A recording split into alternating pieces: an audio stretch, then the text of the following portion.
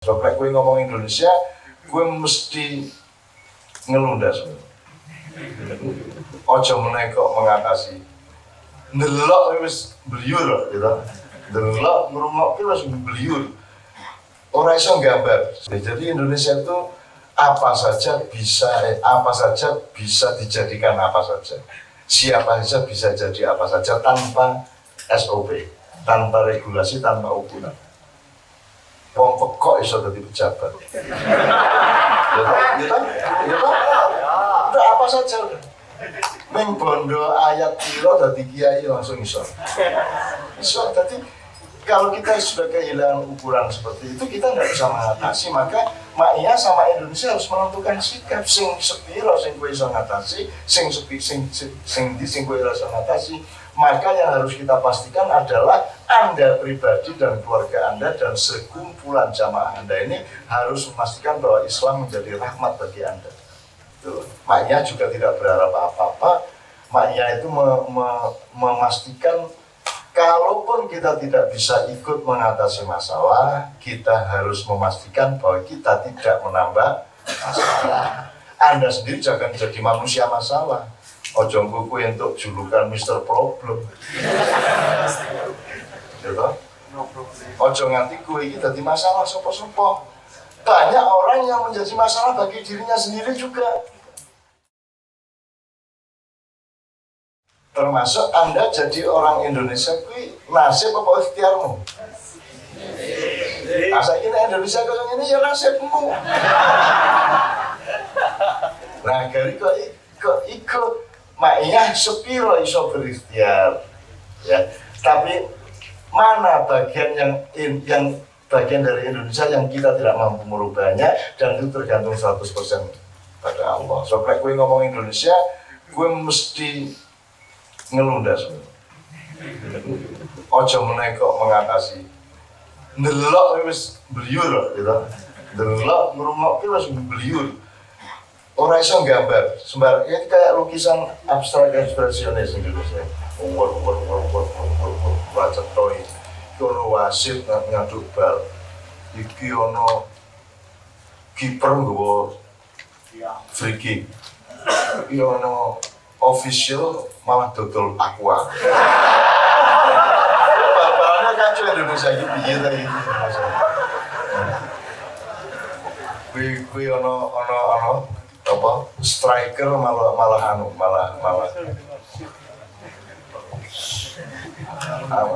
nambani bal sampai turutnya. Jadi Indonesia itu apa saja bisa dijadikan apa saja.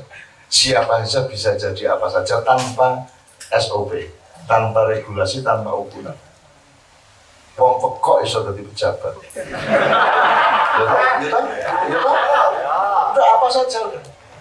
Ming bondo ayat piro dadi kiai langsung iso. Iso dadi kalau kita sudah kehilangan ukuran seperti itu, kita nggak bisa mengatasi. Maka Maia sama Indonesia harus menentukan sikap sing sepiro sing kowe iso ngatasi, sing kowe iso ngatasi. Maka yang harus kita pastikan adalah Anda pribadi dan keluarga Anda dan sekumpulan jamaah Anda ini harus memastikan bahwa Islam menjadi rahmat bagi Anda. Jadi kuwi ngopo wae mesti nganggo rahmate Islam ngono wae. Nek engko ana luwih-luwihe, ana badi-badine, ana mampu-mampune, ana kuat-kuate, ya kowe iso ngewangi Indonesia. Nek ra iso ya ora apa-apa. Kaya Mas Agus ngewangi bupati, mergo wis iso sedekah gitu ya. Sedekah kirang paling ora. Kalau ndak ya ndak apa-apa, kita wong kowe ya dudu sapa-sapa ya to. Maia juga tidak berharap apa-apa. Maia itu memastikan kalaupun kita tidak bisa ikut mengatasi masalah, kita harus memastikan bahwa kita tidak menambah masalah. Anda sendiri jangan jadi manusia masalah. Ojo kuku untuk julukan Mr. Problem. Gitu? Ojo nganti kue ini jadi masalah sopo-sopo.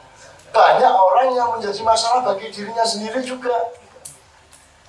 Yang Allah mengatakan menganiaya dirinya sendiri. Aku tidak pernah menganiaya seorang hamba pun, melainkan dia sendiri yang menganiaya dirinya sendiri. Kan gitu ya, teman sekalian. Oke. Saya urut dengan landasan bahwa Anda itu harus mengiteni yang Anda alami itu endi sing hasil ikhtiarmu, endi sing nasibmu, endi sing ketentuan Allah atau qada dan qadar. Kalau Anda tidak punya pemetaan antara ikhtiar dengan nasib atau qada dan qadar, Anda kan bersyukurnya gojek-gajek sing ndi kowe bersyukur, sing ndi kowe ora. Nah, landasan manusia itu pertama nek aku iki njupuk paite sih. Jadi misalnya Islam gue pokoknya menyerah lah sama Allah. Terus, menyerah itu akhirnya aku orang ganjel lah, ikhlas lah. Angger gue dituntut, karena itu kalau itu untuk ketentuan Allah ya sudah saya ikhlas sudah apa saja bentuknya, apa saja rasanya, kebahagiaan apa penderitaan saya akan ikhlas. Jadi kalau acuan dasarnya bersyukur itu tidak hanya atas kekayaan, tapi harus siap-siap bersyukur juga atas kemiskinan. Kalau kemiskinan itu qada dan qadar Anda temukan. Nah, kalau Anda nggak ngerti kan, harus bersyukur kan tidak iso. Bersyukur itu tidak hanya atas Anda punya jabatan, tapi juga Anda tidak pernah punya jabatan itu juga bersyukur. Asalkan Anda tahu itu memang qada. Jadi misalnya saya ini pinter kaya ngopo ora arep dienggo sapa-sapa. Mbok aku nafsirke Quran kaya ngopo wae tetep aku ora diakoni sebagai mufasir. Nyun sewu lah nek kaya Gus Dur kaya lahir procot wis Gus. Dan dia sepanjang hidup dia duduk di kursinya Mbah Hasim. Jadi dengan persyaratan sedikit saja dia sudah bisa duduk. Sementara saya biar saya punya 10 kali lipat memenuhi persyaratan, tapi saya tidak akan pernah duduk di kursi apapun. Makanya Mas itu tadi mengatakan kini gak kursi dewe. Muka-muka kursi ini dewe itu ya pertilani kursi ini Gusti Allah Subhanahu wa Ta'ala. Makanya doa kita kan wala ya'udu hifdzuhuma wa huwal aliyyul azim. Wasi'a kursiyus samawati wal ardi. Wasi'a itu Allah memperluas kursinya. Jadi mudah-mudahan ma'iyah ini adalah bagian kecil dari perluasan kursinya Allah. Kowe dhewe uripmu kan ya butuh kursi. Nah, aku kecil iki wis dicondro karo para sesepuh ning Jombang bahwa arek iki gak butuh kursi, mergo dhewe nggawe kursi dhewe. Kira-kira gitu. Jadi sejak kecil saya sudah tahu saya tidak akan menjadi apa-apa. Dan saya sudah belajar ikhlas sejak kecil. Jadi ikhlas kepada duwe orang duwe, ikhlas kepada atau bersyukur kepada menderita atau bahagia. Kedua-duanya kita syukuri, asal penderitaan itu mengkehendak Allah. Allah memang punya kehendak untuk membuat orang menderita juga. Kanjeng Nabi itu penderitaannya karuan. Ya tahu Nabi Nuh yo nek kowe yang dadi Nabi Nuh misah-misuh. Tapi 100 tahun mengintuk wong selawe. Dakwah apa monggo juburan sawat limang tahun 6 tahun wis bergenerasi anu dibanding Nabi Nuh kan misuh kan Nabi Nuh itu kasu itu rambut itu dari umpamanya Nabi Nuh misuhan gitu ya. Sebenarnya ini dasarnya seperti itu. Jadi Anda harus siap. Kalau Anda tidak ngerti ini qada ataukah itu hasilmu sendiri kan, Anda tidak bisa meletakkan rasa syukur dan ikhlas. Ini ya, ini pedoman ini. Nek sing paling gampang nek kowe ora iso nontonke ya bersyukur wae lah sing penting. Udah membabi buta bersyukur gitu aja. Karena pasti kalau lain sakatum pasti lazi dan aku mesti ditambahi kali Gusti Allah. Tidak berarti nek bersyukur atas istrinya terus ditambah istri, nah harus itu. Tambahannya bisa tidak harus berupa seperti itu. Nah, alhamdulillah di Ma'iyah ini kan orang sangat merdeka untuk menemukan fenomena-fenomena hidupnya sendiri. Tadi malam di KJ itu ada satu anak abangan yang menyebut dirinya saya ini, Anda semua itu kan Islam karena bapakmu Islam, mbokmu ya Islam, mbakmu ya Islam. Jadi urung karuan Islam tenanan ngomong gede di musone ya jamaah. Saya itu Islam KTP aliran garis keras, mungkin deh. Bayangkan Islam KTP garis keras bisa.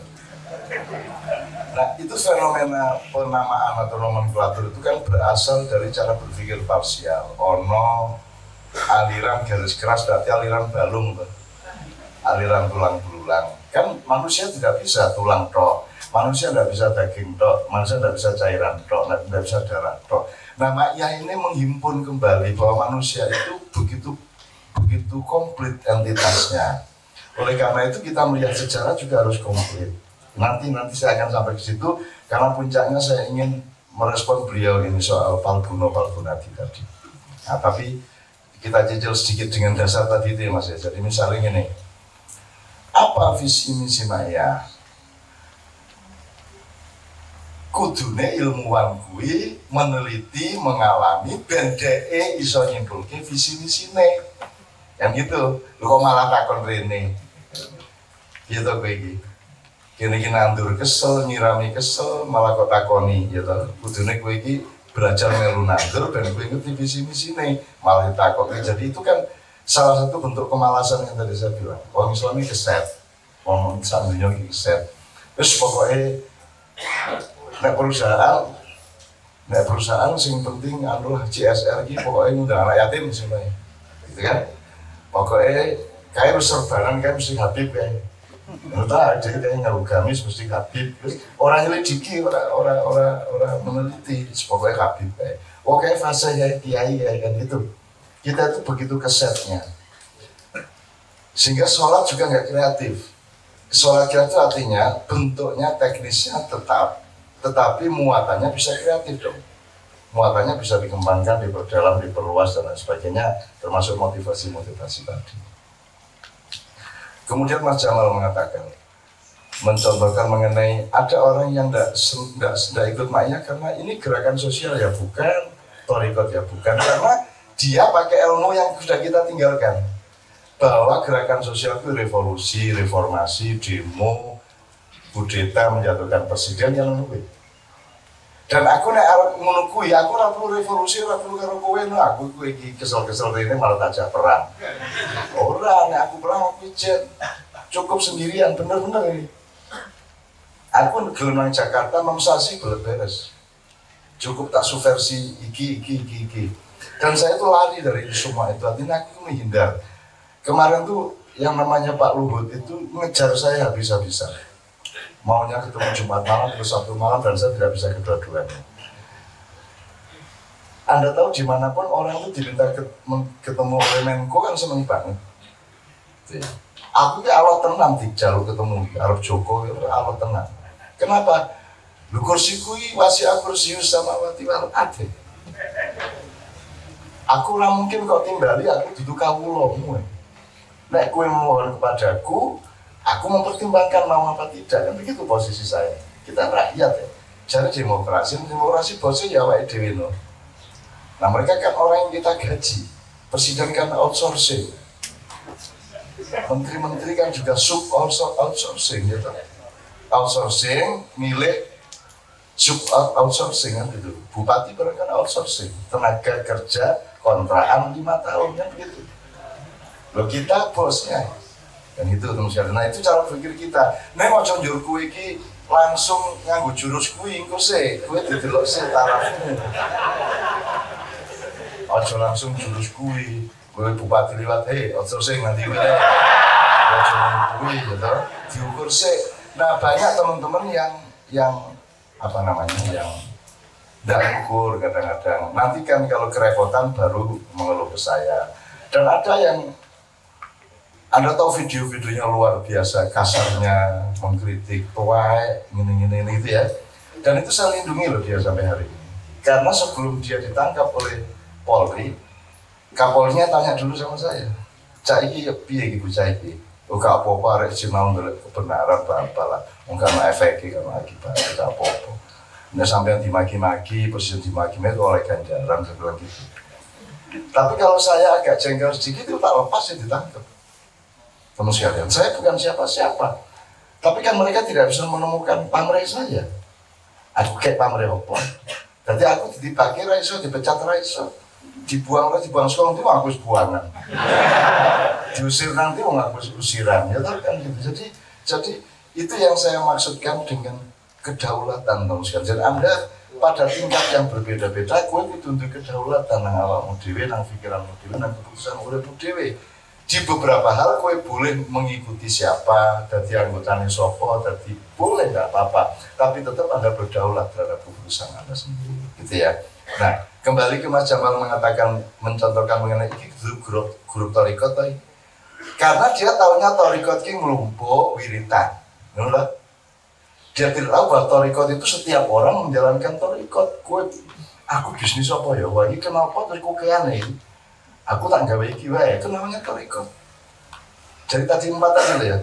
Sabil itu jalan arahnya, syariat itu jalan yang disediakan Allah, tapi cara kamu menempuh dan memaintain jalan itu namanya torikot. Aku naik ini aku rasa mobil, aku motor wae malah lincah. Itu namanya torikot. Jadi torikot itu bukan hanya wiritan. Wiritan itu kan torikot literer. Torikot kalamiah. Kalau kita kan torikot hayatiyah. Torikot haliyah.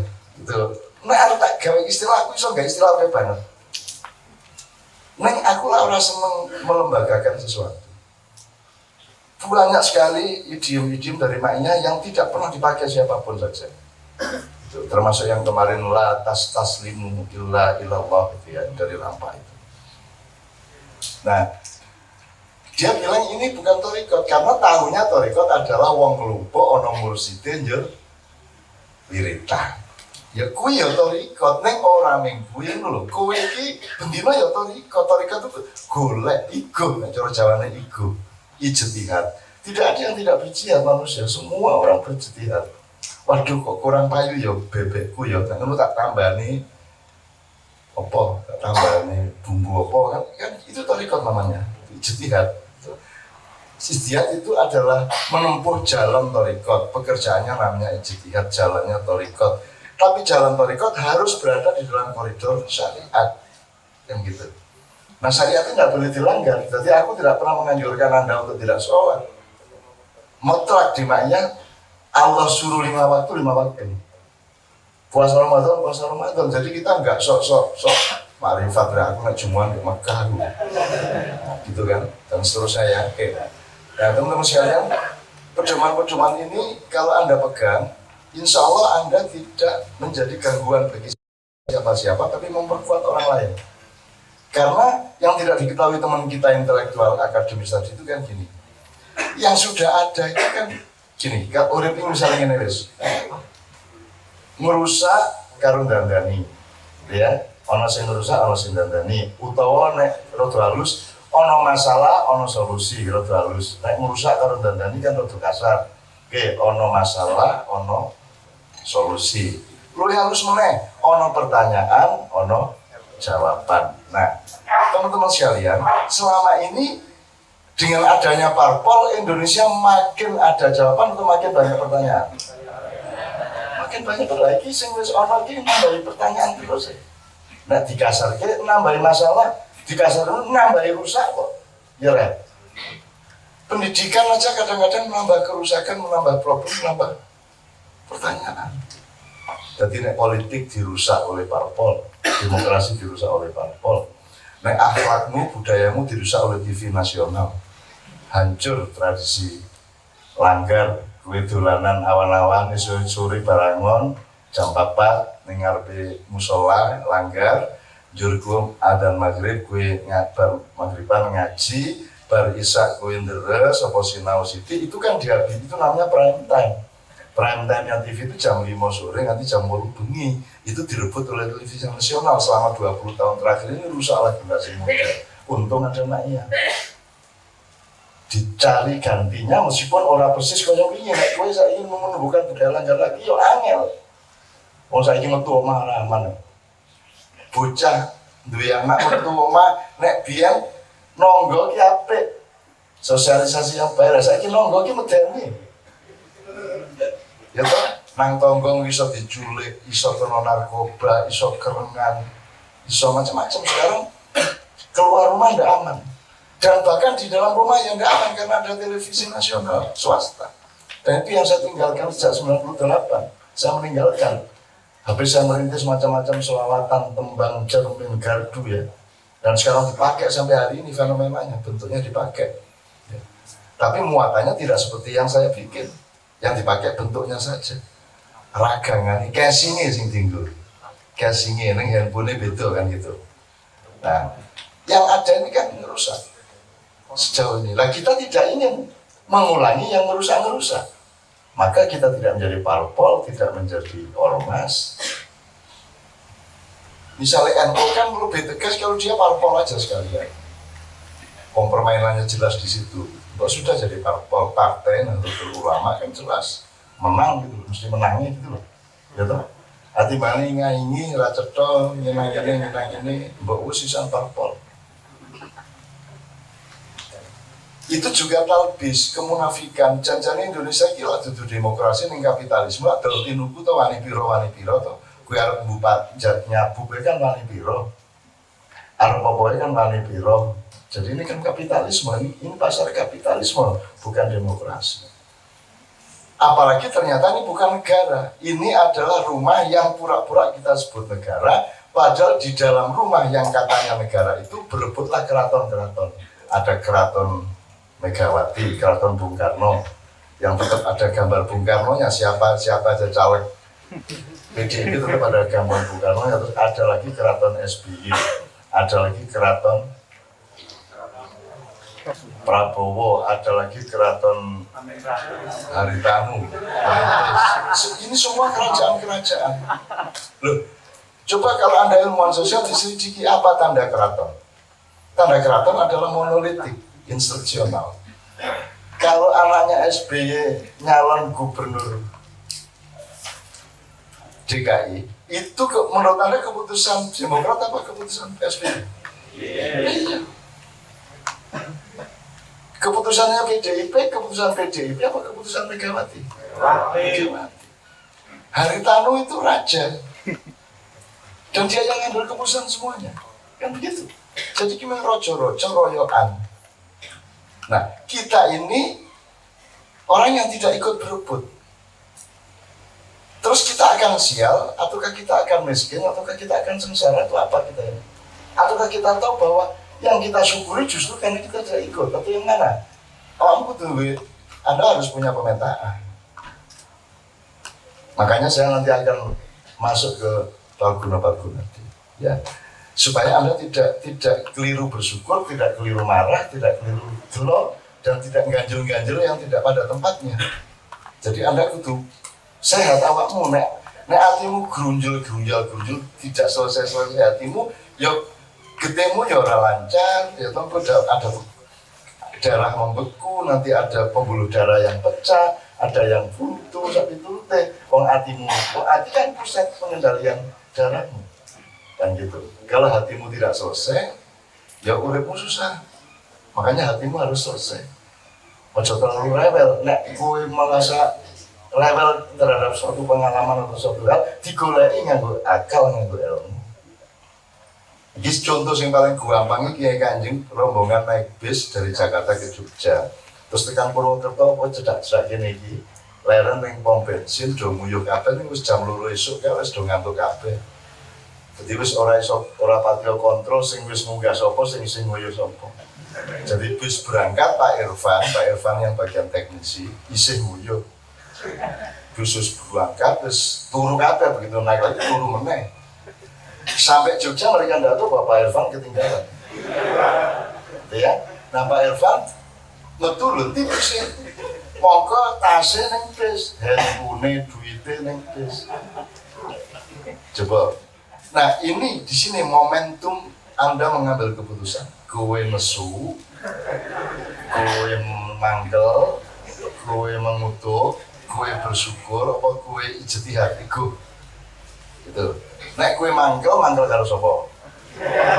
Wong dhewe sing telat. Kowe nesu karo sapa? Wong supire mesti ngecek sampun iki pun ya ta, karo ngantuk wis berangkat isih. Jadi arep nesu karo sapa nah? Di Indonesia kan Anda penuh begitu toh. Karo nesu karo sapa? Kokean sing gak nesu. Bendina ngemu nesu nang atimu kan loro sesuai kowe. Anda harus sehat. Tak dongake menangi moncere Indonesia. Tak dongake kowe kabeh menangi betapa Allah mencahayai melalui Maya. Jadi nek arep takon nang piye carane Indonesia ben mari. Sederhana jawabane ya sinau bareng. Lah saiki ana to sing apa ana sing gelem sinau. Ana sing gelem sinau. Presiden DPR, ana sing gelem sinau. kabeh kan nuruti nafsune dhewe. Aja meneh sinau bareng sinau dhewe ora. Aja meneh sinau bareng itu sebuah metode budaya psikologi silaturahmi yang sangat lengkap. Itu merubah struktur komunikasi sosial. Sinau bareng itu benar-benar itu sejajar loh Anda sama saya. Sejajar dan intinya ini pokoknya gini, artinya hati sinau bareng. Dan tidak ada selain jimaknya yang sinau bareng. Yang lain kan setahu saya sing ning ngarep mesti pinter, sing di depi mesti bodoh kan gitu kan. Ki ora iso agama, sing kene iso agama. Dadi ngomong wah mantep banget kan. Udah tua.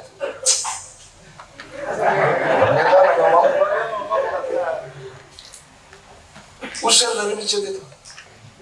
Yang ngomong-ngomong kita, wah mantep banget kan. Jadi dia ini pokoknya orang pintar banget kan negara. Aku ini kok banget kan negara.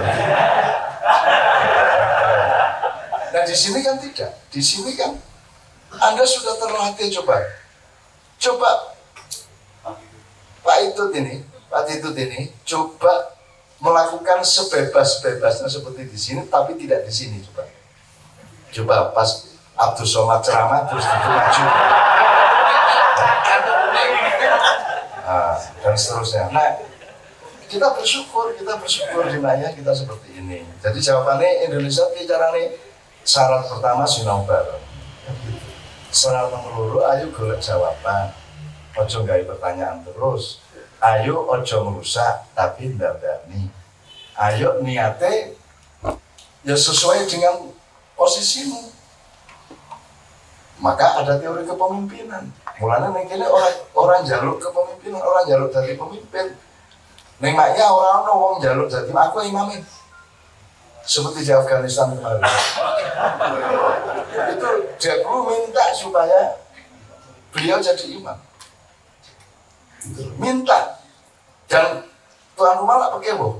Ya bos monggo wong ya ora krungu ya gitu. Wong dulu rasa-rasa kan gitu. Itu nomor jalan. Jadi kita ini penuh kepalsuan, penuh pencitraan. Pencitraan itu artinya talbis itu artinya pemalsuan itu artinya kriminalitas, kebohongan gitu.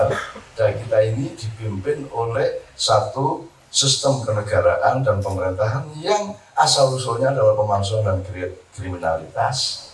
Ya, neng, kue lesu orang nungguin. Kalau gitu mau revolusi, coba revolusi saya. Sebab nek ini aku gelem ngecul gedut, ya kok dut lah. Ngecul gedit, ya. Ini nanti pasukan Islam bertempur lawan pasukan Islam. Wong Kristen ini surat-surat. Cukup Banser lawan FPI, yaitu HTI lawan Ansor kan gitu-gitu. Untuk apa? Ya itu keadaannya seperti itulah. Makanya kita belajar sejarah. Tapi ada gini. Kalau Anda melihat sejarah Islam, Anda akan punya kearifan. Tapi belajar sejarah ini, dilema ini ya. Anda juga harus arif terhadap dilema ini. Gue belajar sejarah ben dewasa.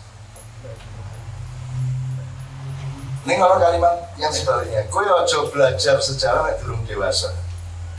Sing bener nih. Nek kowe maca sejarah ning kowe dhewe sing pikiranmu cepet, kowe mesti salah paham, mesti kowe kok menghasilkan kebencian yang berlebihan dan cinta yang berlebihan kepada pihak yang berbeda. Nah jadi sing bener. Sinau sejarah ben diwasa, apa diwasa sik lagi sinau sejarah.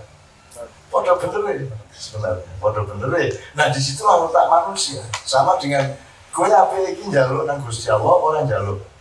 Nek njaluk kok dijawab, kowe kok njaluk kurang apa to aku iki. Leng kaya kowe rezeki nang kowe iki lho. Kowe duwe anak wis dari kok susoni, dari kok dusi gede-gede dhewe. Nek kowe ngedeke piye? Bayimu lahir kok toke ngempong-ngempong dhewe. Apa kowe ndak muruki bocahe?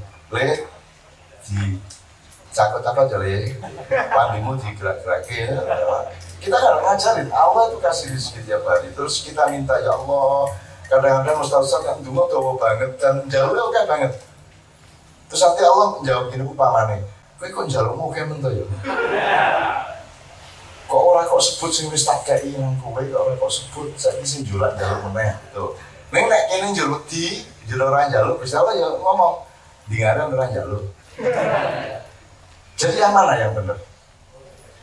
Itulah hidup, kita harus terus-menerus menempuh thariqat untuk mengetahui presisi yang paling tepat di setiap pengalaman hidup kita. Ya orang masing baku, tergantung pengalaman masing-masing. Ya kan? Jadi tidak ada fatwa baku, tidak ada. Makanya di Ma'iyah kan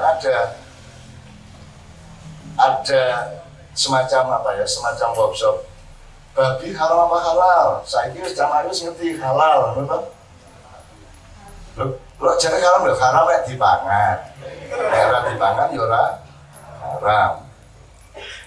Ngingu babi, apa makhluk haram? Ya ora penak, kan gitu kan? Itu masalah budaya, masalah tasamu ora penak kok ngingu babi. Aslinya orang mau ngetolin anjing mau. Misalnya gitu ya. Tapi yang pasti haram adalah memakannya. Sama dengan sholat duhur, haram apa halal? Haram. Jam 12 bengi sholat duhur. Besok awan lagi wajib kan gitu kan. Nah, di Ma'iyah ada kelengkapan seperti itu. Sementara seperti tadi Al-Fatihah, surat Al-Isra tadi yang saya contohkan tadi, kita harus punya kelengkapan seperti ini. Urip ora jangkep berarti piye nek ora jangkep piye Mas itu? Biasa ya. Nek ora jangkep kan jero ngono kae to. Akhirnya jangkep kayak kan gitu. Nah, padahal sekarang juara jangkep loh saya Indonesia. Berarti orang saya Indonesia janjane loro jiwa kabeh to. Nek dipikir semakin ke atas semakin tinggi sakit jiwanya. Semakin bawah semakin rendah, semakin sedikit. Ya, oke. Sekarang dari rumus-rumus ini tadi bersyukur kepada kekayaan maupun kemiskinan, kebahagiaan maupun penderitaan, kita kembali ke cerita beliau. Jadi Pak Argun masa dermo Palguna dia aku bisa matiin Arjuna oke banget ya. Dan aku bisa memenangkan semua gampangannya lah, ampuh-ampuhan lah. Jadi misalnya saya aku di kayak gelar dokter honoris causa kan mesti aku pekewo tuh aku lah kok telat kok banget gue yang aku ini tahun-tahun 80 biyen tuh wis nek soal karya, soal prestasi, soal segala macam saya tahun 73, itu umur 20 tahun, seumurmu saya aku dalam keadaan drop out dari UGM, saya kuliah di UGM Fakultas Ekonomi 4 bulan. Drop out dari situ, saya itu tidak tahu gimana ditanya, diminta untuk kuliah umum di Kongres Nasional Himpunan Mahasiswa Islam. Gue kan intelektual nomor 1 ya ini zaman semua. Ampuh tenang ya ini, kalah PMI, GMI, mau kalah si GMI kalah. Nah aku mau ngomong apa waktu gue? Oh ngaku ora kuliah, aku dudu intelektual, aku main penyair. Neng aku pidato kayak Mas. Namun gue wondrong semene kayak saya belum tahu bagaimana bercelana yang baik, berbaju yang baik. Gitu. Neng aku waktu itu aku harus dokter gitu loh. Neng arep umuan. Nah, saya kan saya Pak Gunadi. Saya tidak akan diresmikan dimanapun saja. Ada rektor yang pura-pura mau mendoktorkan saya sampai datang ke Kadipiro sehingga dia punya peluang untuk mengundang saya ke kampusnya. Ternyata itu untuk kampanye sudah jadi rektor berikutnya. Oh no, koncoku dewe kuwi. Dan aku menunggangi saya dan saya tidak mempersalahkan dia. Aku menunggu, oh ternyata dia mengundang saya. Dengan dia bisa mendatangkan saya, maka seluruh jajaran di kampusnya itu takluk sudah sama dia. Gitu. Jadi aku lah dari gendruwo ning ndi kita dan seterusnya. Termasuk Pak Luhut itu mungkin dia dapat ancaman atau dia punya program apa sehingga dia kejar-kejar saya dan saya belum mau. Tapi sebenarnya kalau Pak Luhut mungkin tidak politik, dia sama saya itu karena dia butuh seorang bapak. Karena dulu dia bapak angkatnya adalah Gus Dur dan sekarang Gus Dur tidak ada, dia golek bapak sing anyar.